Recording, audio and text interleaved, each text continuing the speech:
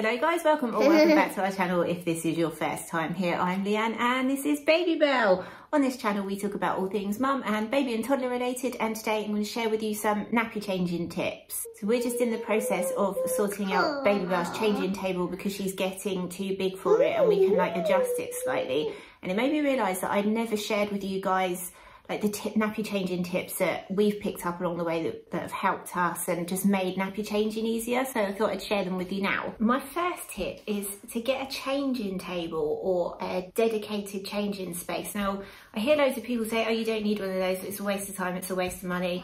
This is my top tip. Baby Bell's 20 months old, we're still using hers now. It is the only place that we can we can do her nappy, we get her dressed and undressed on it. It is the only place we can do it without her like trying to get away, trying to run away. If we do her nappy change like down here or in a different room or when we're out and about, it's like wrestling an alligator. The changing table, she knows that's where we do a nappy. Can you close that drawer up, please? She knows that's where we do a nappy and everything, and she just gets on with it. There's like hardly any drama or anything. Obviously, as she's getting a bit older, nappy changing is getting a little bit more challenging. Changing table, it's not a waste of money. We've been using it for 20 months. All of her nappy changing stuff is in there. I can't like stress how glad I am that we've had that, because nappy changing is pretty easy. When I see other people like literally having to wrap their legs around their kids and everything to change them, and that's what we have to do when we're out and about, I'm like, yeah, I'm so glad that we had our changing table. My next tip, and this one might be common sense. I mean, some of these do tend to be common sense, but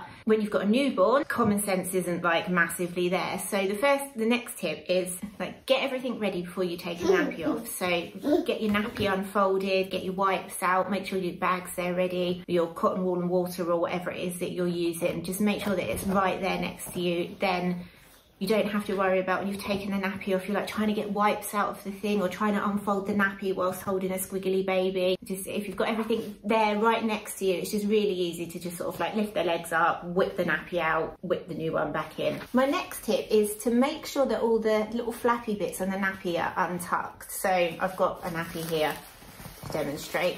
So when you put the nappy on, these bits tend to like tuck in. But if you make sure that they're all untucked, it doesn't stop all blowouts, but it does prevent a lot of poonami getting out. And the same with these bits at the top as well. Once the nappy's on at the back, if you fold that bit over, again, it catches some of the blowout. Doesn't obviously happen too, we don't really get that at this age now, but obviously when they're younger and milk is their only source of nutrition, their poo is very, very liquid. And it can get out everywhere, and poonamis, they happen. Like, you tend to think, oh yeah, I've seen it on the internet, that probably won't happen to me. Oh, I can't even count the amount of times it's happened to us. When you first take the nappy off, use the front bit of the nappy to clean any poo off. It's surprising how much they produce. They're tiny, tiny little things, but there's a lot of it. You put a nappy on your head. So if you use the front of the nappy as you're taking it off to just sort of like wipe it down their bum like that, you get rid of a lot of the excess poo, and then it just makes wiping it all off much, much easier. Once you've given them a good clean, like make sure that you dry their bum and everything off, because obviously you don't want to be putting a nappy onto wet skin, or you can leave them to air dry, which is quite nice to give them some nappy free time. How is it not eating your hair, Baby Bell? Vests can be rolled down in case of a poonami. So I didn't know this for a while.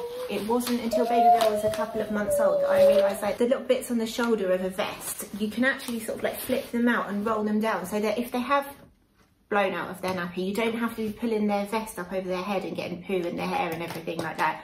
You just literally roll it down and it's so much easier. Onesies, baby grows, jumpsuits, whatever you want to call them, are all like the easiest clothes to change nappies in, obviously apart from dresses. But when Baby Bell was newborn, for the first few months, she just mainly lived in those, because you're changing nappies like once every, sometimes like every hour, and it's just so much easier to undo a couple of poppers than it is to be taking trousers on and off or tights on and off. So those are the easiest things to change a nappy in, and they're normally cheaper as well. Like, you are going to ruin some clothes especially when they're really, really young. It happens, and it's cheaper to replace a onesie that's come out of a pack of 5 than it is to replace a whole new outfit. With your nappy bag or your changing bag, it makes life a lot easier if you get it all ready like the night before. So if you know you're going out the next day and you've used nappies and stuff out of it, replace it all the night before, and then you can just grab it and go in the morning. And keep a change of outfit for you in the changing bag as well as for the baby, because you never know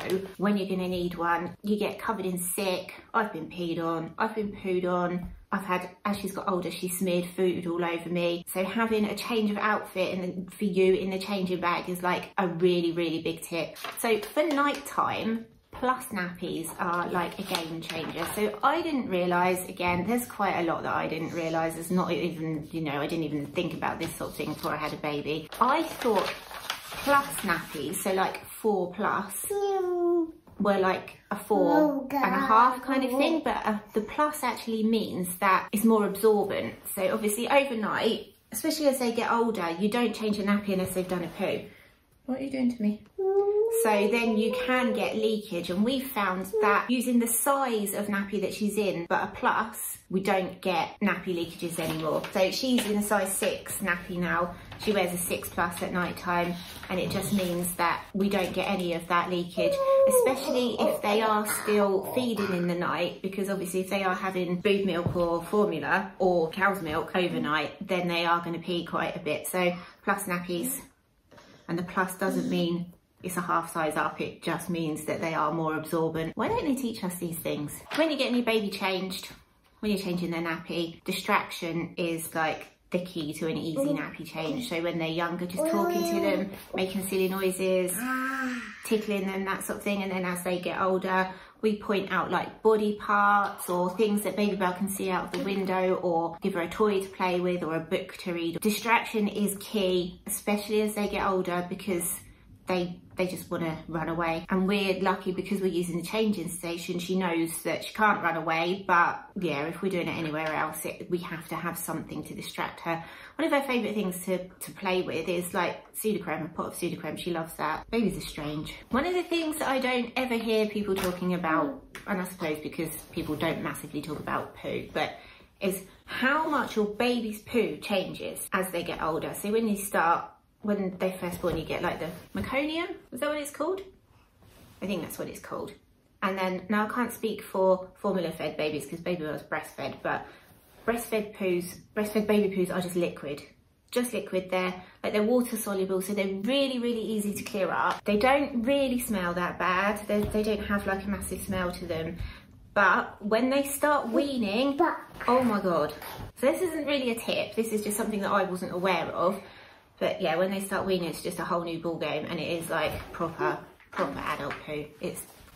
We found that when we're out and about, it is easier to change the nappy in the car than it is in like a public toilet changing area. Baby Belle absolutely hates it. Like, even though we've got a changing mat that we take out with us and put on those things, she absolutely hates having a nappy changed in a public toilet. So either the back seat, or if we're in a quiet area where no one can really see in, car boot, it is just so much easier. Obviously, if it's pouring down with rain, it's not really practical, but for any other time, it's just so much easier to do it in the car. And actually, I think there's even been a time when we've got into the car and shut the door and changed her that way rather than taking her into a changing room, because it's just carnage. They don't have them on these bigger nappies. I don't know what size they stopped doing them, maybe like size 3. But on the front, you have a line. And when it changes colour, it means that there's a pea in there. So I'm pretty sure that they start off yellow and they change blue. Now, it might be the other way around, I can't remember. It's been a while, and the newborn up to size 3 stage is like really, really hazy. But I'm sure they start yellow and they go blue once they've got a pea in there. And then obviously you can see as well, without having to keep opening up their onesie or whatever to really, really check that it's gone, it's changed colour. Again, that's another thing that they don't tell you. Like, you just have to suddenly figure that out for yourself because you see that the line on the nappy is a different colour. So these last two are like the common sense ones, but I thought I'd just chuck them in there anyway. So babies don't need to have their nappies changed as soon as they pee. The nappies are designed to absorb the pee, so it doesn't have to be done straight away.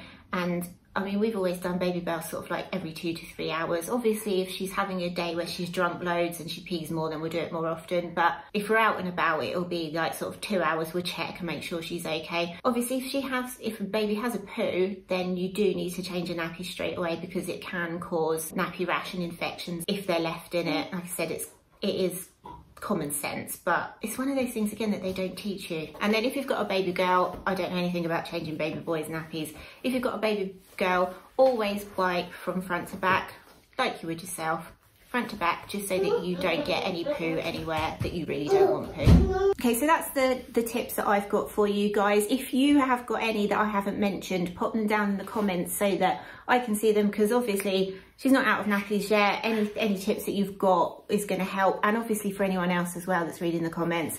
As usual, we really hope you enjoyed this video and found it useful. If you did, don't forget to leave us a like and a comment and hit that subscribe button. Makes us really happy. It lets YouTube know the videos worth sharing to other people. We'll see you next time.